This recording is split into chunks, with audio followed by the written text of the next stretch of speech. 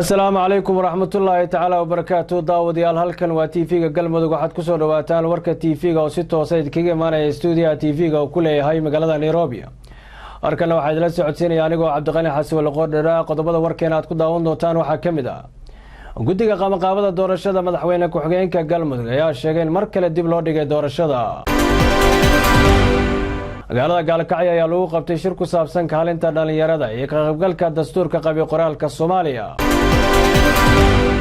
munaasabad lagu soo bandhigay buug ay xarunta cilmi baarista Galmudug ka qortay Abwaan Axmed Cusmaan Burci ayaa lagu soo bandhigay magaalada Gaalkacyo.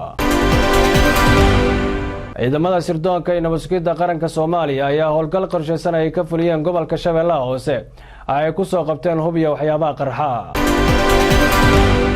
madaxweynaha Soomaaliya ayaa ka qayb galay salaad janaasa oo lagu tukanayay saraakiil ka tirsan ciidamada xoogga dalka oo qarax shalay ku dhintay. akhbaaraadka wararka caalamkan waxaa ka mid ah madaxweynaha Mareykanka Donald Trump ayaa qaramada midoobay u magacaabay safiir cusub oo dowladda Mareykanka u fadhin doona. qodobadaas iyo qodobo kale ayaad ku daawan doontaan warka TV-ga Galmudug. u diyaar garooba warkii oo fidsan.